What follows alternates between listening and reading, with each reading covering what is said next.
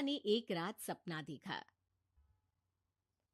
कौशल्या राजपूत, तुमने किए हैं जीवन में अच्छे अच्छे कर्म, इसलिए अब से जब तुम चाहो गायब हो सकती हो, जिसके लिए तुमको सिर्फ चुटकी बजानी होगी और चुटकी बजाते ही तुम गायब। बस एक बात का ध्यान रखना, जहां तुमने कोई गलत काम किया, तुमसे ये शक्ति वापस ले ली जाएगी। कौशल्या की नींद टूट जाती है। ये कैसा सपना था? गायब हो जाऊंगी मतलब? हे भगवान, कंबल ओढ़ के सो जाती हूँ, सपना कंबल के अंदर नहीं घुस पाएगा। कौशल्या डर के मारे कंबल ओढ़ के सो जाती है। सुबह कौशल्या मंदिर जाने लगती है। अरे बहू, जल्दी चल, भिखारियों को खाना भी तो खिलाना है। हाँ माँ जी, अभी आई। आज तो खीर और पूरी बने हैं, सब खुश हो जाएंगे। दोनों सास बहू कार से खाने का सामान लेकर मंदिर पहुंचते हैं और भगवान की आराधना के बाद मंदिर के बाहर बैठे भिखारियों को खाना खिलाने लगते हैं।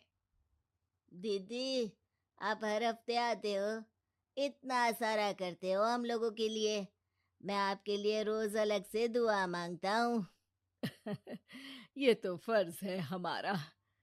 दीदी, थोड़ी पैसों की मदद हो जाती तो अच्छा होता। बड़े चौराहे पे मेरी बीवी भीख मांगती है, उसका इलाज करवाना है, 100-200 रुपए लग जाएंगे। कौशल्या और दोनों उसी वक्त सास बहू भिखारी वहाँ को से 500 लौटने का लगती नोट है। दे देती। तभी कौशल्या को कोई शंका होती है। अब बहू रुक, तो मैं भी आई। कौशल्या वापस वहीं जाती है तो देखती है कि भिखारी वहां है ही नहीं। कौशल्या को रात का सपना याद आता है। वो चुटकी बजा के गायब हो जाती है और सीधे भिखारी के पास पहुंचती है, पर भिखारी को वो दिखाई नहीं देती। कौशल्या देखती है कि भिखारी उन पैसों से शराब खरीद रहा है और कौशल्या उसे वहीं एक चाटा मारती है। अरे कौन है बे? एक और चाटा पड़ता है। अरे कौन है? कौन है? हिम्मत है तो सामने आओ। भिखारी को झूठ बोलने पर तड़ातड़ चांटे पड़ते हैं। वो वहां से भाग खड़ा होता है। कौशल्या चुटकी बजा के वापस बहू के पास आ जाती है और मन ही मन सोचती है, ऐसे तो मैं कितने गलत काम रोक सकती हूँ, कितनी ताकतवर हूँ मैं, किसी को पता भी नहीं चलेगा। सासू माँ, आप क्या सोच रही हो? अब कुछ नहीं, कुछ भी तो नहीं। ठीक है, मुझे ना थोड़े पैसों की जरूरत थी।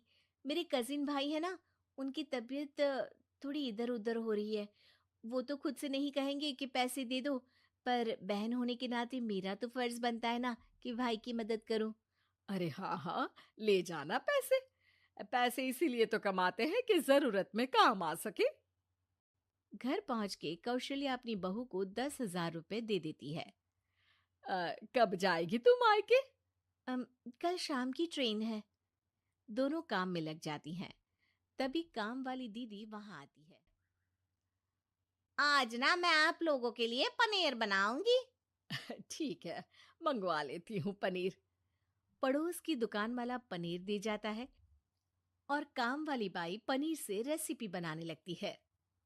आज अपनी सुपर पावर काम वाली बाई पे ट्राई करती हूँ, देखूं तो सही किचन में करती क्या है ये। सास चुटकी बजा के गायब हो जाती है और किचन में पहुंचती है। बाई को खबर भी नहीं है कि कौशल्या भी किचन में ही है। आज तो मैं भी पनीर की सब्जी बनाऊंगी रात को अपने घर, और थोड़ा सा घी भी रख लेती हूँ। वैसे भी कौशल्या बुढ़िया खा खा के मोटी हो गई है। कौशल्या बाई की चोरी पकड़ लेती है और गुस्से में बाई की चोटी ऊपर उठा देती है। बाई को समझ भी नहीं आता कि उसकी चोटी खड़ी कैसे होगी। वो डर के मारे चीख पड़ती है। बहू भागते हुए किचन में आती है। अरे क्या हुआ? ये, ये तुम्हारी चोटी खड़ी कैसे है? करंट लग गया है क्या? पता नहीं, शायद किचन में ना भूत है। बाई वहां से भाग खड़ी होती है और कौशल्या चुटकी बजा के अपने कमरे में टीवी देखने लगती है। बहू वहां जाती है। माँ जी, किचन में ना भूत है, बाई भाग गई। अरे भागने देना, भूत का तो पता नहीं, किचन में चोर जरूर था और वो थी अपनी काम वाली। अच्छा हुआ चली गई। बहू को कुछ समझ नहीं आया। उसने किचन में जो देखा उसके सदमे में जो थी वो अभी तक। अगले दिन बहू अपने मायके के लिए निकल जाती है। कहीं भिखारी और काम वाली की तरह बहू भी तो मुझे धोखा नहीं दे रही। अरे कहीं वो पैसे ले जाके शॉपिंग तो नहीं करने वाली ना।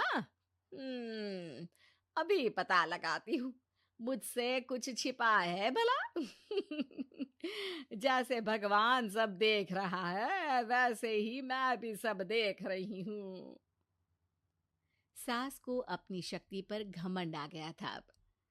वो अब अच्छे काम करने की जगह अपनी शक्ति का इस्तेमाल खुद का शक मिटाने के लिए कर रही थी। वो चुटकी बजाती ही बहू के मायके चली जाती है। भैया, आपने बताया क्यों नहीं कि इतनी तबीयत खराब है? अरे तेरी सास बूढ़ी हो गई है, इतना भला काम करती है, उनकी मदद कौन करता है? यहाँ तो और भी लोग हैं ना। भैया, मेरे पास कुछ पैसे हैं। अ, आप दूसरे अरे डॉक्टर को मुझे दिखा लगता दीजिए। है कि मेरा टाइम आ गया है, मुझे जाना होगा। कमरे में भाई की आत्मा को लेने यमदूत आ चुके थे। कौशल्या भले ही किसी को नहीं दिख रही थी, पर यमदूत ने उसे देख लिया। हम्म, यही आत्मा है शायद, परछाई दिख रही है, पहले ही तैयार खड़ी है। अरे आप कौन हो? यमराज का नाम सुना है? हैं? आप यमराज हो क्या? नहीं, हम उनके यहाँ जॉब करते हैं, आत्मा उठा के ले जाते हैं डिलीवरी वाले। चलो अब तुम्हारा टाइम पूरा हो गया। अरे आप शायद ना वो बिस्तर पर पड़े आदमी की आत्मा को लेने आए हो। मैं तो बस यहाँ देखने आई थी कि मेरी बहू कहीं मुझसे पैसे लेकर शॉपिंग करने तो नहीं चली गई ना।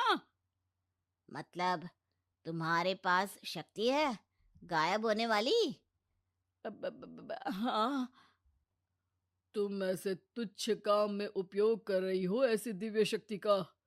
अब तो तुमको ही लेके जाऊंगा। अरे नहीं नहीं, कल मुझे किटी पार्टी में भी तो जाना है। अब नरक में ही करना किटी पार्टी। नहीं नहीं नहीं।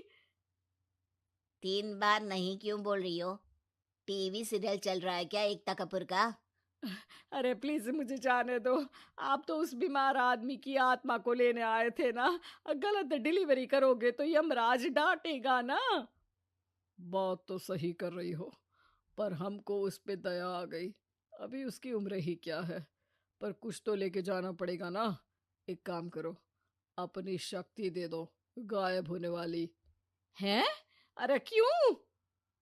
तुम पृथ्वी लोक का भ्रष्टाचार रोक सकती थी, चोरी रोक सकती थी, अरे कोरोना रोक सकती थी, पर तुमने अपनी बहू की जासूसी करना शुरू कर दिया। अरे लेकिन किंतु परंतु। यमदूत सास की शक्ति लेके वापस चले जाते हैं। कौशल्या की परछाई हवा से नीचे गिरती है और जमीन पे आते आते कौशल्या का शरीर सामने आ जाता है।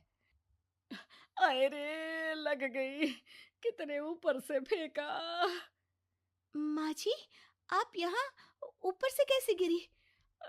अरे समधन जी, आप अचानक कमरे में। सब घबरा जाते हैं। सास बहू को सारी बात बता देती है। "हम्म, ये लो आपके 10,000 रुपये। आपको मुझ पे इतना भी भरोसा नहीं है?" अरे बहन, मुझे दर्द नहीं हो रहा है अब, अचानक से सब अच्छा होने लगा है। अरे तो फिर बिस्तर से उठ जाओ और मुझे लेटने दो, गिरी हूँ ऊपर से तो पूरा बदन दुख रहा है। भाई को तो यमदूत ठीक करके जाते हैं, पर कौशल्या देवी दर्द के मारे बिस्तर पर आ जाती है।